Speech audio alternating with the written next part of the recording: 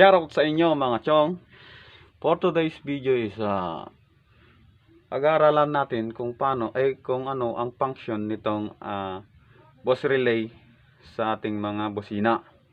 So bago ang lahat, maraming salamat sa mga nag-subscribe sa akin at walang sawang suporta nyo sa aking channel. Yan, maraming salamat. So ngayon, mag-uumpisa na tayo.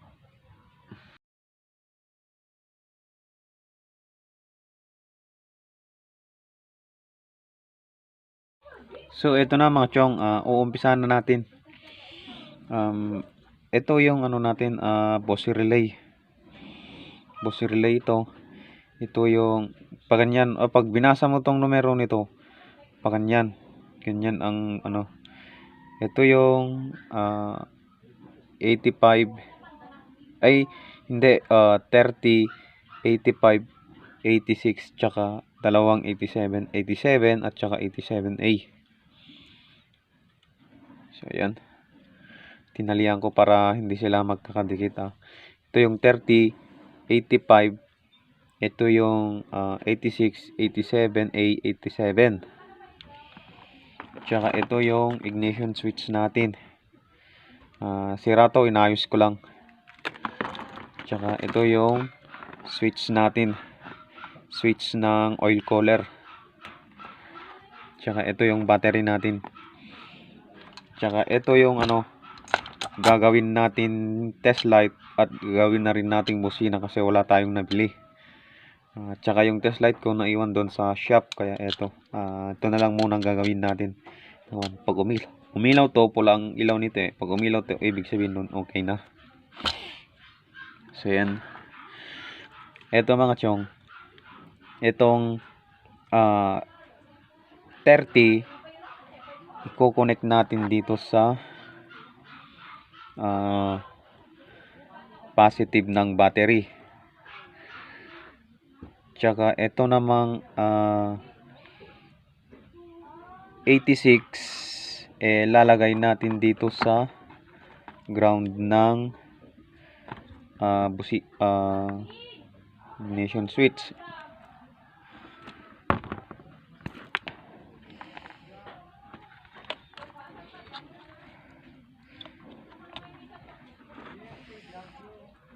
Ito lalagay natin dito sa andun yung 86 pala. Ito yan. At saka yung ground nitong battery ilalagay din natin dito sa 86.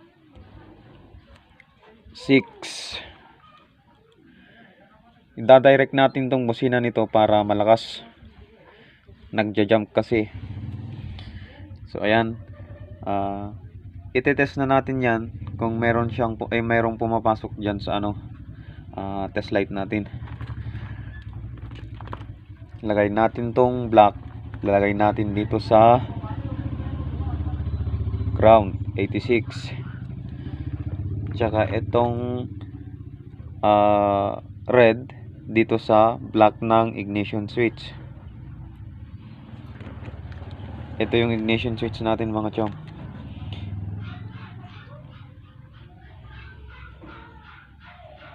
Ayan.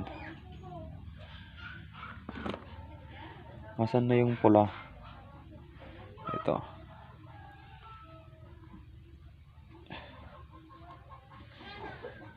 Itong red pala ng di ko nakabit. Pasensya na.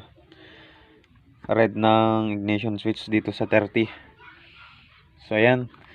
Itong red ng test light natin, i-connect natin dito sa black ng ignition switch. Ayan, may ilaw, ibig sabihin okay yan, naka-switch yan mga chong. Ayan. So ngayon, ang paglalagay ng busina dyan ay ganito. Etong black ilalagay natin dito sa 85 ng Boss Relay.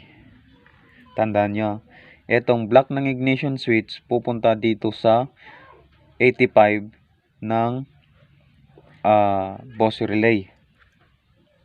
Ganyan.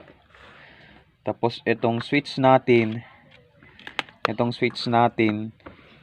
isa ilalagay natin dito sa ground 86.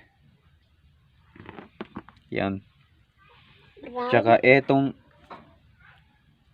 black ilalagay natin dito sa isang kamay ng busina. Yan. Black ng black ng switch. Bahala na kayo kung anong kulay ang gusto nyong ilagay. Tsaka itong red, isang kamay ng busina natin ay ilalagay natin dito sa 87. Depende dyan kung saan ang gusto nyo dyan. Ito, naka-close tong natin ignition switch natin. Ayan, naka-close. Ilalagay natin tong isang kamay ng busina dito sa 87 para gumana siya.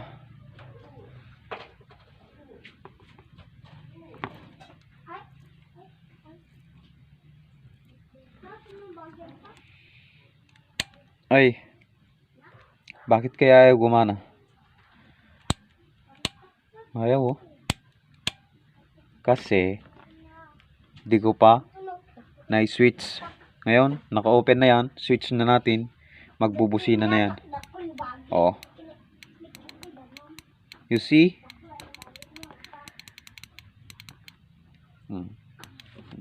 Yan guys.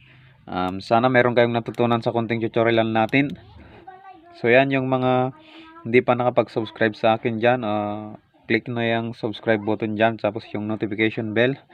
Para updated ho kayo sa lahat ng videos na i-upload ko. So yan, maraming salamat and thank you. Pip pip pip pip. Ito siya nga pala, tandaan nyo tong ito tatanggalin ko muna tong positive. Ito yung natin. Ito yung 30 diretso to sa siya nga pala. Ay teka, mamaya meron pala akong pahabol. Gusto ko lang ipaliwanag ng mabuti. Itong 30 pupunta dito sa positive ng battery papuntang ignition switch, red ng ignition switch. Tsaka itong 85 papuntang black ng ignition switch. Tapos yung ground papuntang 86 ng ignition switch papuntang battery na papuntang switch. Papuntang ignition switch to battery to switch. Tandaan nyo yan mga chong. Tapos etong busina natin yung isang kamay ng busina natin nilalagay natin dito sa switch.